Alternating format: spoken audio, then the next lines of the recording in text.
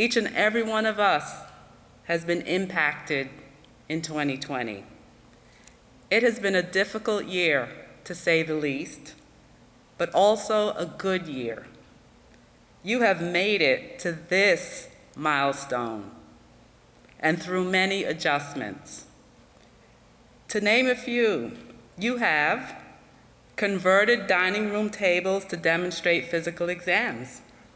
I hope grandparents don't see those videos. You have demonstrated the abdominal fluid wave test on yourself. How does somebody do that? You have performed hundreds of hours of online learning while being kept abreast and up to date of all of your content. Through it all, you remained flexible and strong. What I would like to share with you today is a simple thought that the circumstances of 2020 have allowed us to do something extraordinary, to practice healing. The practice of healing begins before we knock on the door, enter, and begin seeing the patient. It's actually in everything we do before that. I don't mean all of the hours of knowledge gained from studying medicine, but rather, the practice of healing is the seamless alignment of our intent, actions, and words to accomplish good. The practice of healing relies on the condition of the heart. If we want to know the condition of a heart, here is an easy quiz. What are the words that come out of our mouths, especially when circumstances are not what we expected? Proverbs says, "The words of the reckless pierce like swords, but the tongue of the wise brings healing." Keep the condition of your heart flexible and open as you have during this pandemic. The heart remains open by giving thanks and having gratitude. Gratitude for lives spared, those lived and lost, and still others sacrificed to protect and keep us safe. Gratitude for loved ones, colleagues, teachers, provosts, deans, university presidents, administrators, staff that never lost the importance and vision of educating you to be the very best, no matter what. We give thanks for Elon University, its safe harbor, and we continue to call on blessings for your journey forward as healers. Congratulations, each and every one of you in the class of 2021, December. Thanks. Now I'd like to give a warm welcome to our Dean, Dr. Becky Nadusky.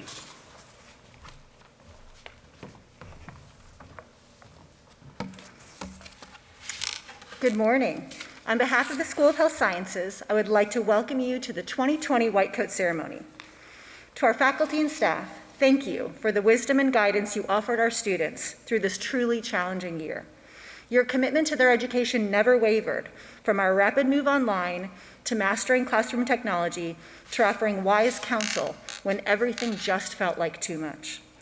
To the family and loved ones joining us virtually today, thank you for offering a solid foundation, a listening ear, and unconditional love to our students as they continually adapted to life as graduate students during global pandemic. And to our students. As I look out at you, I see pride, accomplishment, and relief.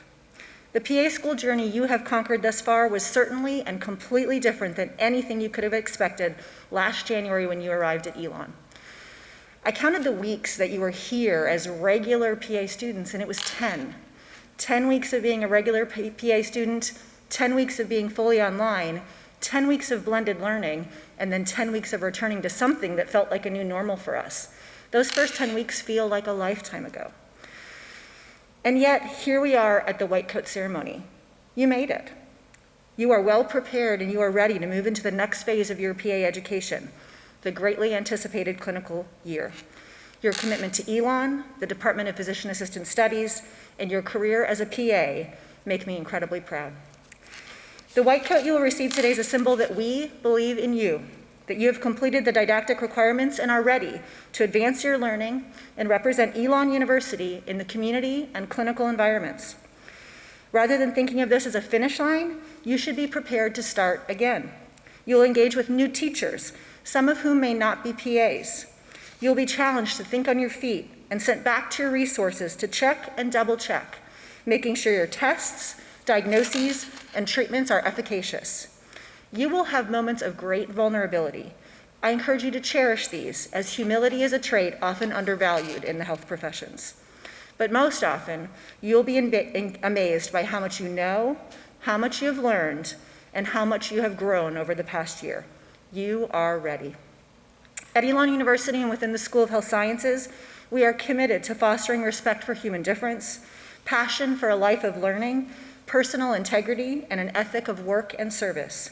The Department of Physician Assistant Studies has taught you to fulfill the vision of learning, caring, serving, and leading. As you receive your white coat today, I encourage you to embrace those ideals and continue to make us proud. Thank you.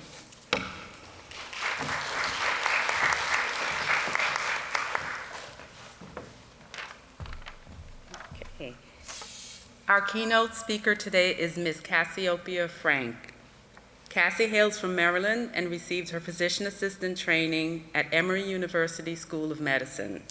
She also holds bachelor's degrees from the University of Maryland in biology and psychology. Her medical concentration is in internal medicine and hematology oncology. Cassie has brought her rich experiences in these areas into her teaching of our physician assistant students, both in the first and second years of training. When she's not busy being a PA, she is mother to 2-year-old twin girls that she dubs the 2 tiny tornadoes that are always doing everything around her. Most recently, during the COVID confinement, she began taking virtual piano lessons and tried growing a pumpkin patch, which only yielded 1 pumpkin. However, she's looking to her past successes for inspiration and will be submitting an entry to this year's Hillsborough Gingerbread Contest, where she took home a prize in 2019 for her full-scale Hogwarts castle. Please join me in welcoming physician assistant Cassie Frank.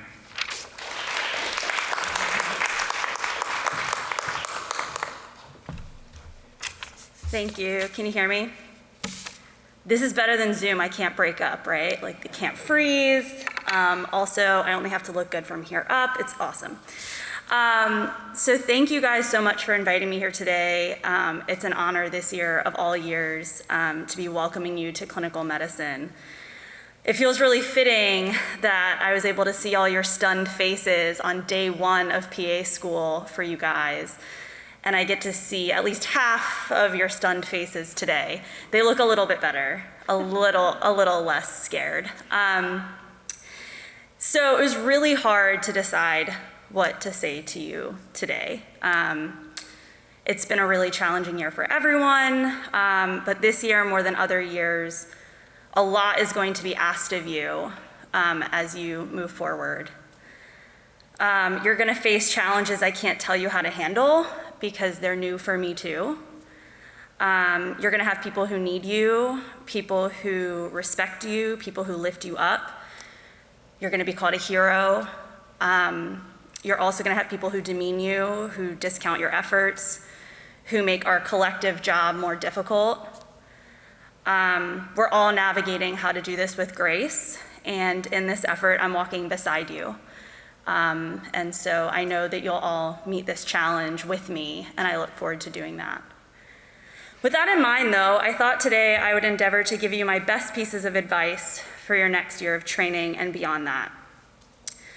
I tried to think of the 3 most important things I could share with you, beyond mnemonics and awesome cheat sheets and wildly detailed diagrams, which you know I always have for you too. But this felt like something I couldn't draw or chart, unfortunately. Probably why it took me so long. Okay, So the first piece of wisdom I have for you is that sometimes you are wrong.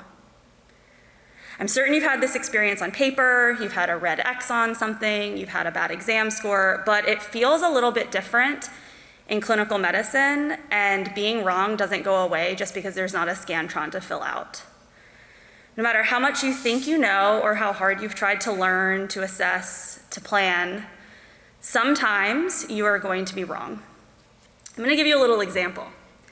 Roughly 11 months ago, I gave you your first infectious disease lecture. We'd all started hearing a little bit about some virus spreading in China. I told you that coronaviruses were quite common. In fact, I told you you'd probably already had 1 or 2 or 3 in your lifetime. I cringe to even repeat this, but I believe I implied that this may not be that big of a deal. I may have been a bit wrong about that. Jury's still out, but I think I might have misstepped there. But you know what, that's okay, that's okay. That was not the first time and will certainly not be the last time that I have been wrong. Even when discussing topics that I've studied in depth, about which, I never call myself an expert, but about things that I should be an expert on, sometimes I'm wrong. I've been wrong with patients, I've been wrong with attendings, and the most important advice I have to you on this front is that knowing that you can be wrong is the most critical thing. Personally, I've never been very good at being wrong. I really hate it. Actually, I'm terrible at being wrong. And it took years into training for me to accept this and acknowledge it, and kind of come to it in an honest way. And so now I can kind of accept that I'm wrong, and that's okay. I tell my patients now openly that sometimes there is no right answer. I give them my best guess, my best advice. I share data when I have it. I tell them what I expect, and then we make a decision. And sometimes I'm wrong. But when I follow up with them, I'm able to say with complete honesty, I'm so sorry, we got that wrong, and we move forward. So that brings me to my next piece of advice, which is that sometimes you're right. And I don't mean like, oh, your attending asked you a really hard question and you totally nailed it and everyone's super impressed with you, because that's an awesome feeling, but that's not really what I'm getting at. I mean that you need to trust your gut.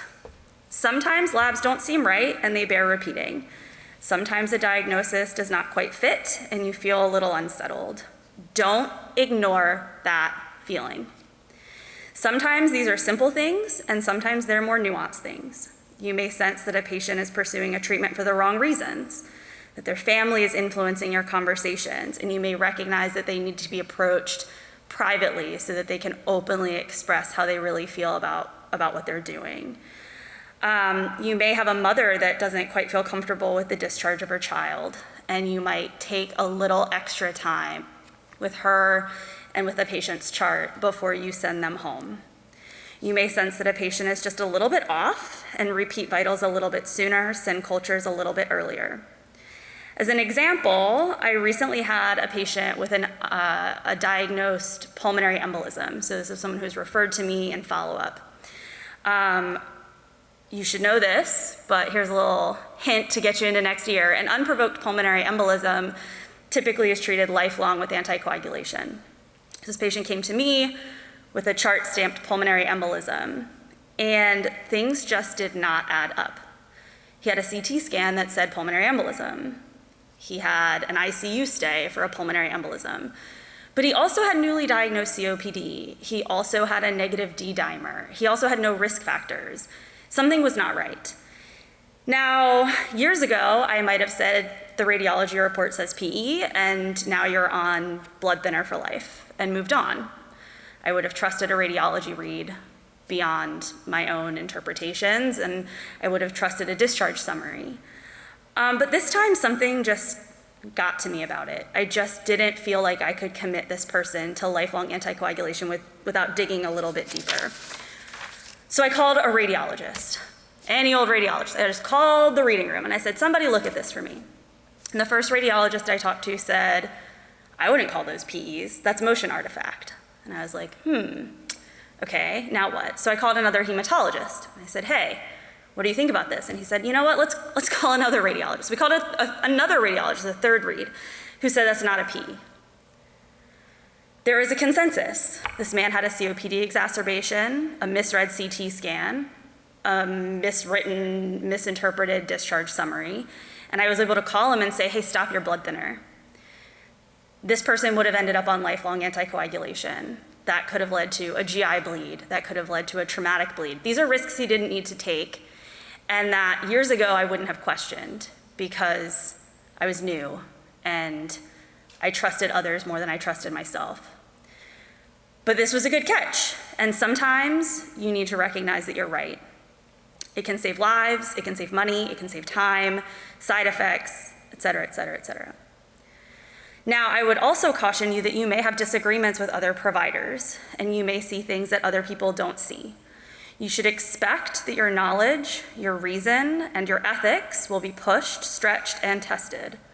And I think it's important to know that even as a student, even when you think you are the least experienced person in the room, you are the greenest person, it's important to remember that sometimes you are right.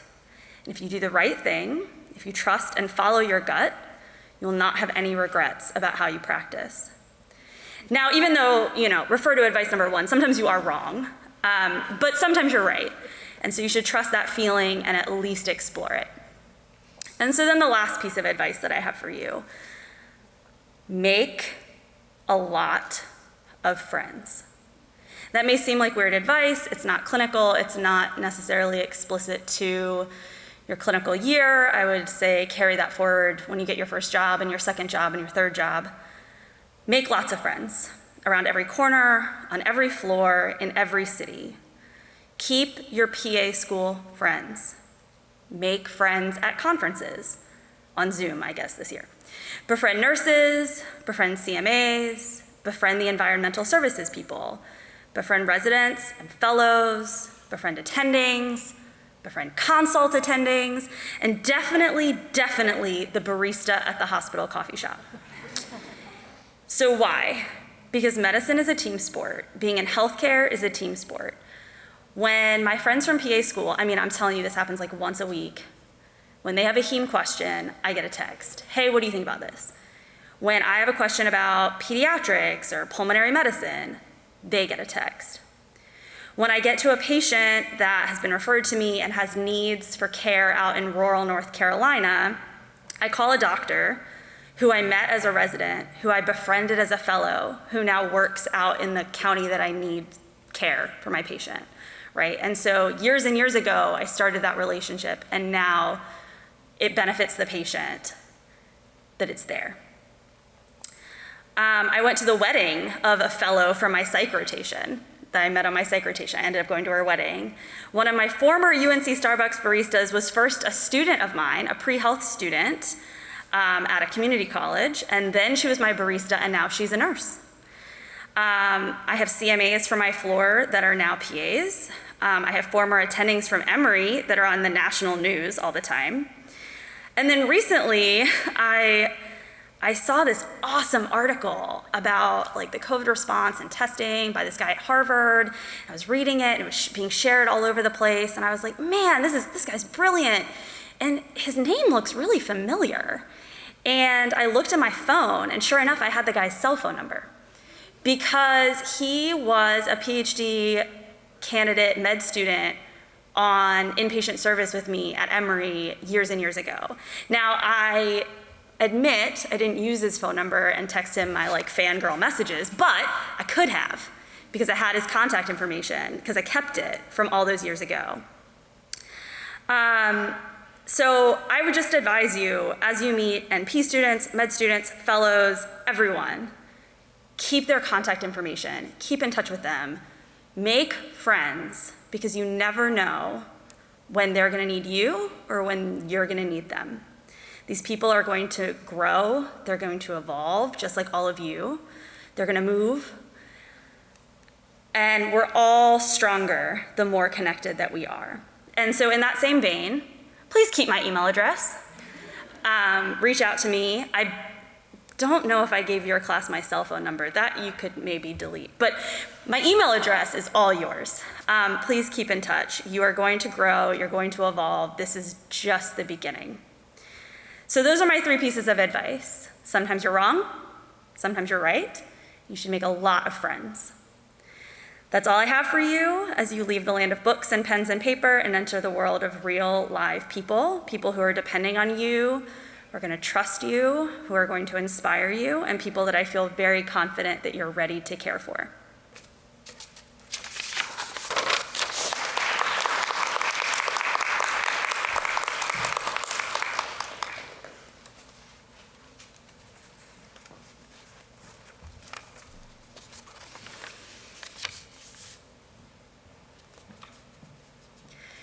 Hi, everybody. I'm Dr. Cindy Bennett, and along with Antoinette Polito and David James, I am here to present white coats to the class of 2021 December. So, class of 2021 December, this is your moment. You made it, but I need to take just a second and talk to all of your friends and family. So, friends and family who are out there, these are your loved ones. They did this in 2020. Which was a year unlike any other. So though you can't be here, you can celebrate for them. I hope you have your confetti ready. Your sparkling cider or champagne bottles are all set and ready to go, and I hope that you at home will cheer so loudly when their names are called that they can hear you all the way over here. So will the first row please rise?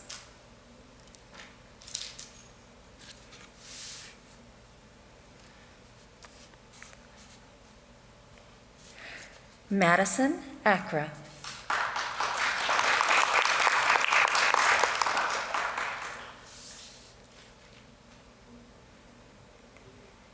Sean Anderson.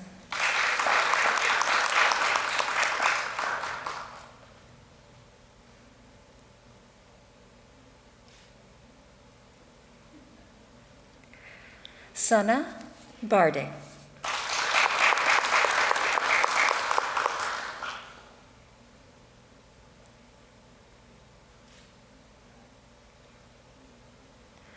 Kyle Blanchard.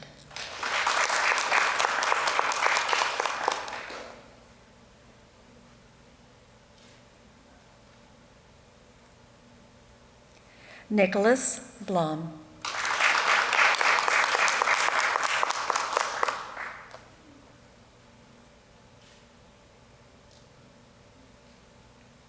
Abby Butner.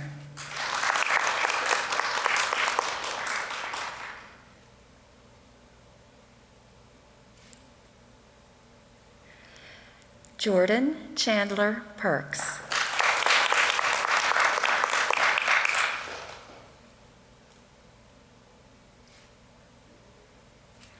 Caroline Davis.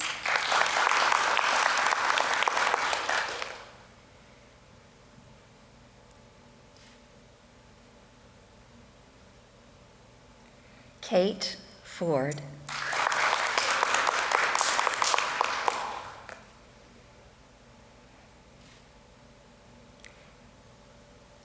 Hannah Foster.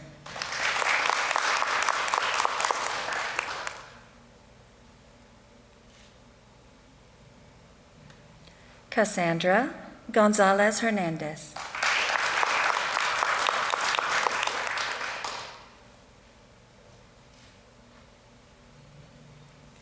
Hannah Goodrum.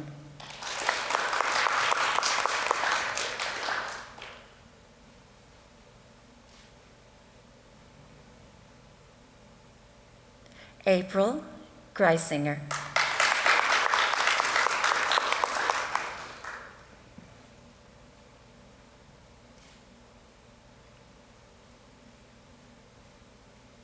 Joshua Harden.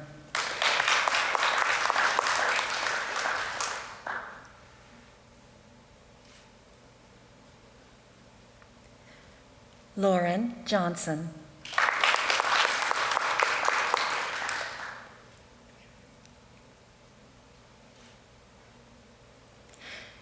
Jaden Jurgens.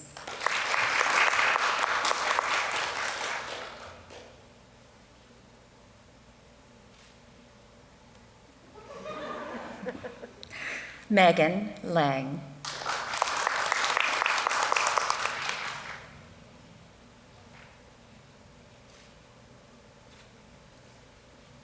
Bryson Lee.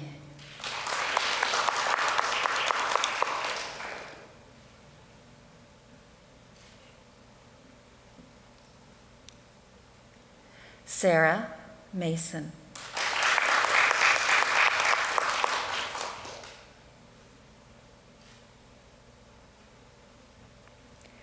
Zoe Morejon.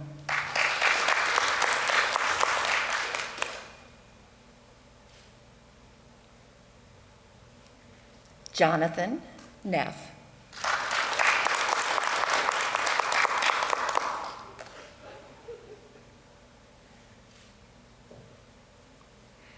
Adetinuke Ogunleye.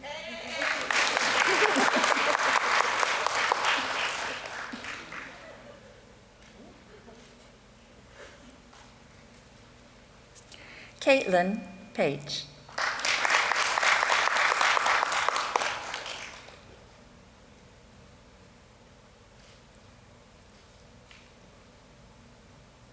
J.D. Payne.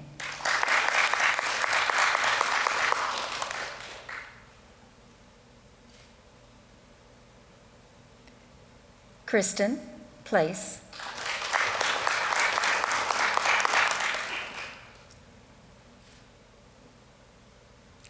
Kelsey Quayle.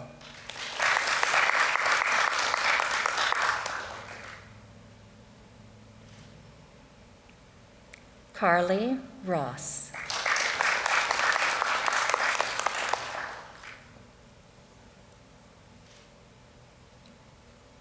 Haley Sage.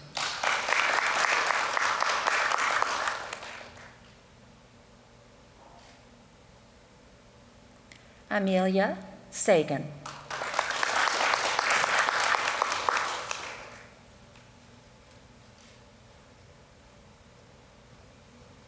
Liz Schultz.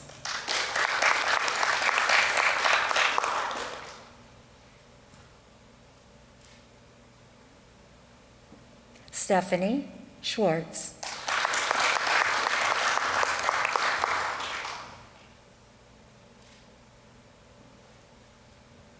Brittany Skillman.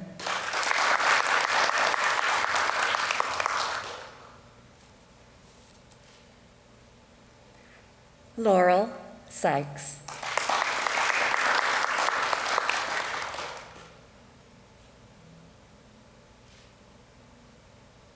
Alicia Tate.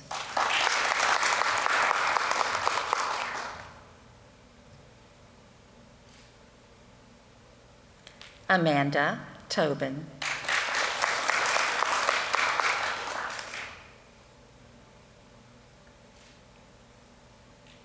Liz Eulenhake.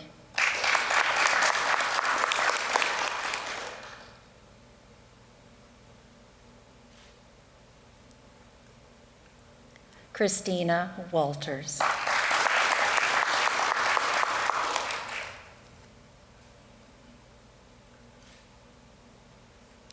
Olivia Williams.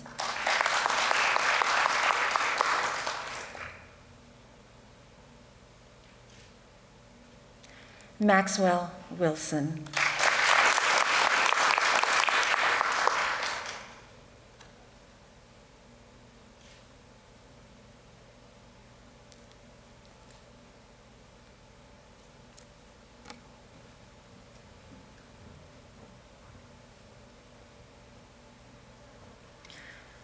So with abundant congratulations to the class of 2021 December, please put on the white coats that you have worked so hard to earn this year. And you can stand to do so.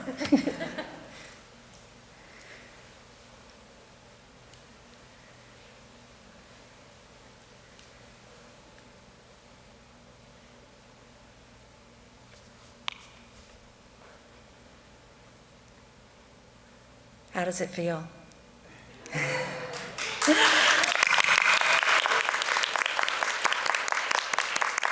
Beautiful sight. Congratulations. I'd like to present Dr. Tracy Thurnis, who will now lead you in your first recitation of the PA oath.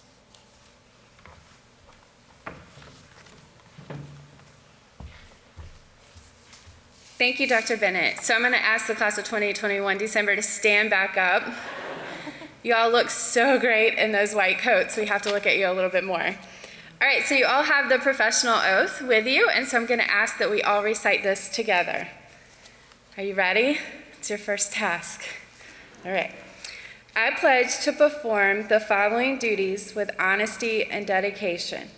I will hold as my primary responsibility the health, safety, welfare, and dignity of all human beings.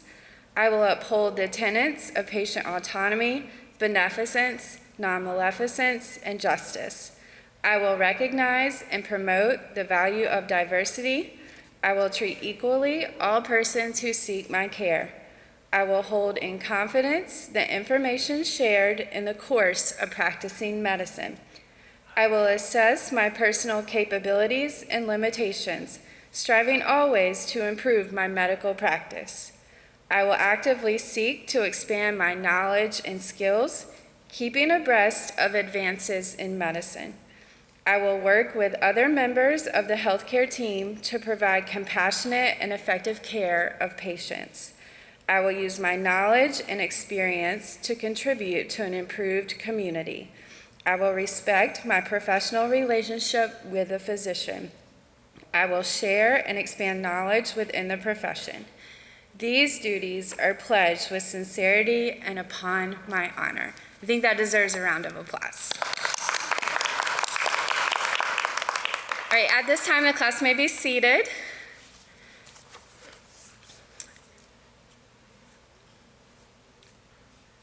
And I'm going to introduce our class representatives who are going to share some words with our audience. So we have Megan Lang, who is the class of 2021 December Vice President, and then she will be followed by Stephanie Schwartz, who is the class President.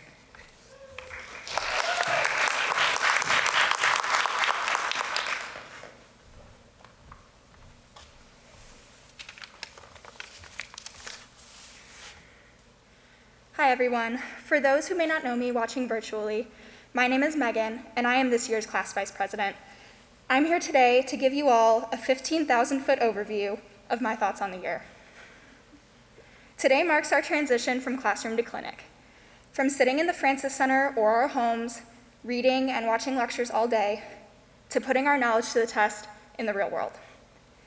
Today is about reflecting on the past year, as well as looking ahead to the new and exciting experiences to come.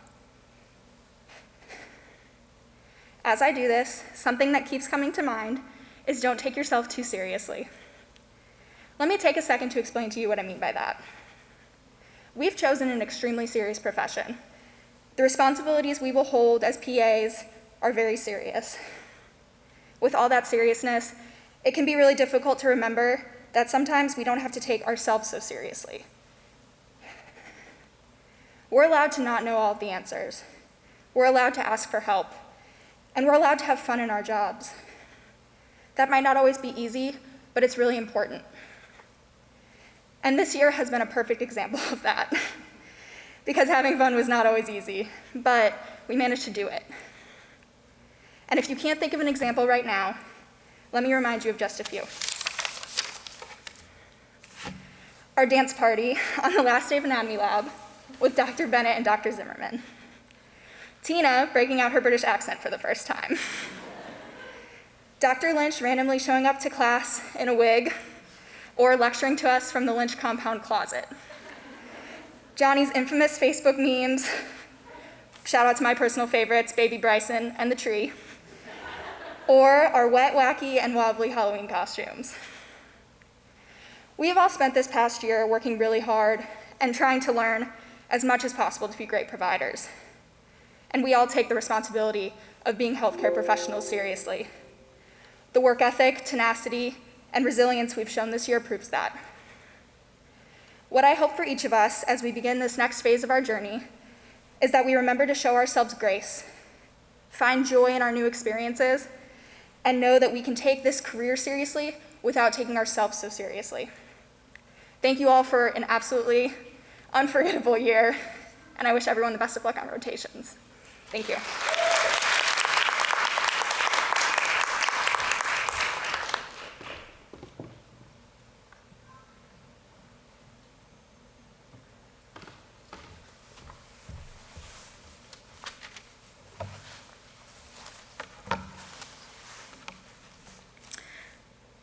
Hello, my name is Stephanie Schwartz, and it has been my honor and privilege to serve as your class president through this very trying year. Just to mitigate any of your all's fears of me public speaking, I just want you to know that as a first grader, I won most likely to become a public speaker, so I hope you feel like you're in great hands. As I sat down to write this speech, I found myself at a loss of words. How do I convey a sense of pride and accomplishment when many of us have been working to get by, just trying to stay sane and working our best to hold it together since March? As many of us sit here today with our newly donned white coats, we can all say that this is the accomplishment of this year. We made it. But if asked individually, many of us would likely say that the journey to this moment started long before we stepped foot on Elon's campus. It started with us all making a conscious decision that we wanted a front row seat at changing the lives of patients, their families, and the face of medicine.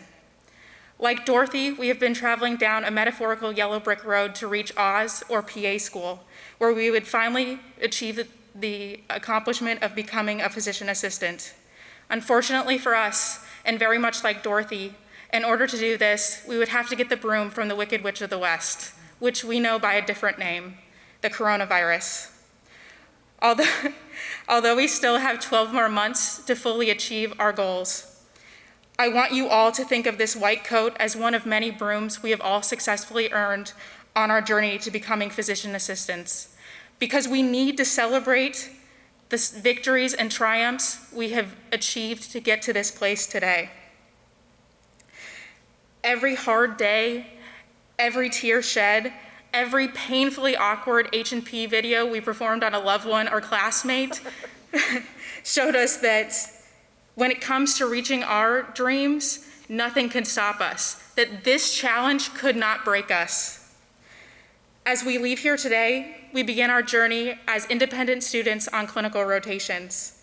We will be leaving the comfort and community of professors and classmates who have gotten us to this point today. But what I want to remind you all is that however far we go, we will never be without one another. That when you start to feel overwhelmed or having a bad day, remember you have 38 other classmates in your corner ready to cheer you on. This year taught us that when it comes to connecting, distance means nothing. So when you're having rough times, do not forget the people who helped get you here today. Call your family, call your friends, and reach out to your Elon community. Call your isolation partner and geek out about how awesome your surgical rotation is, keeping HIPAA in mind, obviously. Or call with your fears about your end of rotation exam. Remind yourself and your friends that it's okay to take a break because your mental health and well-being is an important aspect of you becoming a well-rounded provider. And when you feel like you're failing, remember that PA community at Elon is here every step of the way. While we didn't get to spend countless hours in the Francis Center with our amazing professors, guest lecturers, and standardized patients, we could feel their dedication to our success reaching out through every Zoom session, every email, and every classroom discussion. We want to thank you all, because without your hard work and dedication to our success, we would never have crossed the finish line today. I would like to close today with a quote by the late Satchel Paige, which states, "You win some, you lose some get rained out, but you still have to dress for the game." Each and every one of us needs to remember the times that we persevered and pushed through this year, because that got us to where we are today and where we are going. Do not let that fire we all had in January die out, but keep showing up, keep dressing for the game, and keep pushing through. Thank you all for the opportunity to lead you into the unknown this year. And my final thoughts are: celebrate today, prepare tomorrow, and go and kick the socks off of those clinical rotations. Thank you.